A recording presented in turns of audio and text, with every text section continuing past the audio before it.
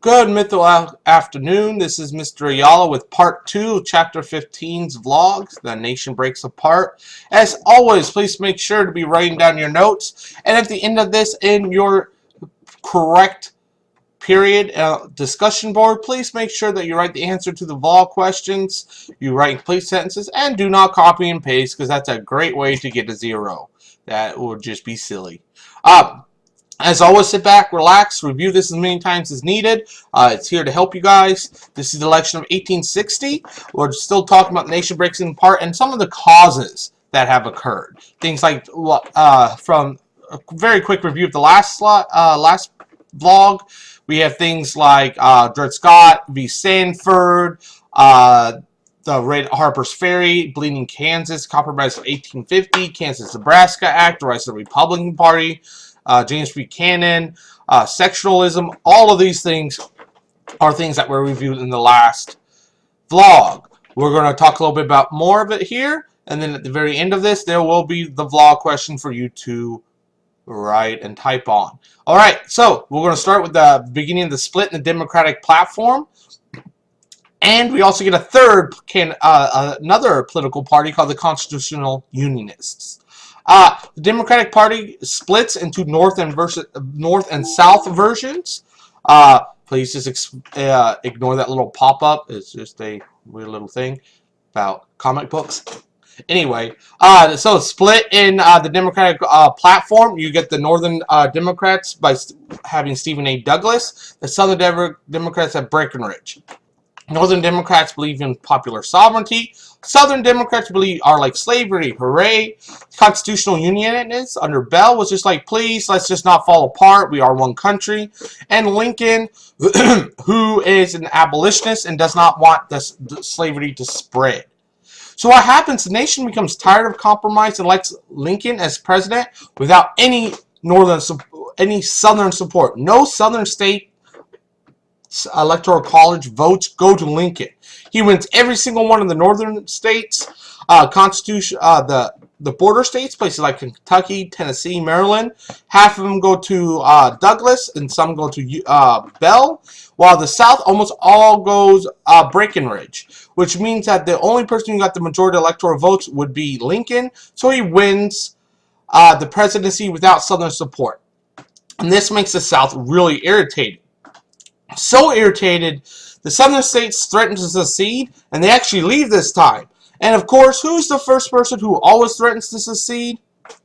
South Carolina. Same old place that always threatens to secede. Under Andrew Jackson, they did it 3 times. Now they're doing it again, and they actually do leave. Southerners warn that if Lincoln's elected, they will leave. And they base this idea on the idea of states' rights. They're like, hey, I have certain rights that the national government cannot impede upon.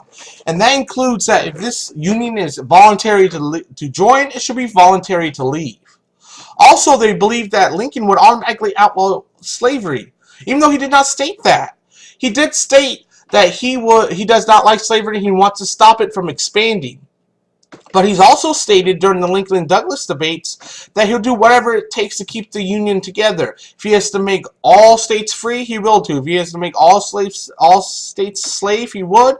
If some have to become free and some have to be slave, he will do that. His main goal is to keep the Union together, and that's Lincoln's main goal at the very beginning of his presidency. December 20th, 1860, Lincoln does not take office till April the next year. South Carolina officially secedes from the Union, and other states follow shortly, mostly all Southern states. The Southern states create what was known as the Confederate States of America, also known as the Confederacy. The South, the Rebs or the Rebels, the CSA, their capital is at Richmond, Virginia, which is about 150 miles away from Washington, D.C., and the president was Jefferson Davis, a senator from Virginia. The CSA believed that CSA believes that war is the only way to protect their secession from the United States. That the only way to stay away and stay separated from the U.S. was to fight them, because they know Lincoln will not give up without a fight when he takes office. The Union responds. Prior to Lincoln taking office in April of 1861, the Northerners are considering it unconstitutional. You cannot leave the Union. President Buchanan, number 15, a Democrat, does agree, but he does nothing. He's like, please don't do that, and then does nothing, and just kind of waits and lets Lincoln deal with these issues. Northerners also express the idea that the South does not want to listen to the will of the people, so they disagree with democracy, saying, hey, be it you may not have voted for this president, but the will of the people voted for this president, so you must follow that law. Even if you disagree with who was voted in, you still have to listen to him because it's the will of the majority. Just because you're not part of the majority at that time doesn't mean that you can just ignore everything. It doesn't work that way. It's the will of the majority with the rights of the minority. The minority will still get their rights, but they've got to make sure that they are ready to go and that they understand that just because you disagree with who is in office doesn't mean that you can automatically just leave and ignore and go, I don't like you no more. No, it doesn't work that way. They try to compromise with this idea of the Clinton fail, and that the Clinton plan, and that this fails. It was like an epic fail. It did not work at all. When Lincoln becomes president, during his first inaugural address, he speaks passionately on the issue of secession.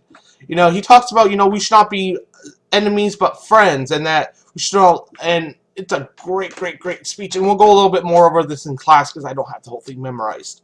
So, we'll read that later.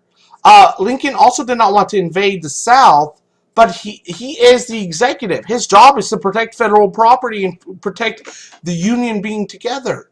So he's got a decision to make. Do I let the South leave and allow the Union to fall apart, which Lincoln said he will not allow? Or does he stay with his word, does his job, and protect federal property that's in the South that when the states try to secede and leave the Union? Well, that's to be continued next time in our next vlog and during our class.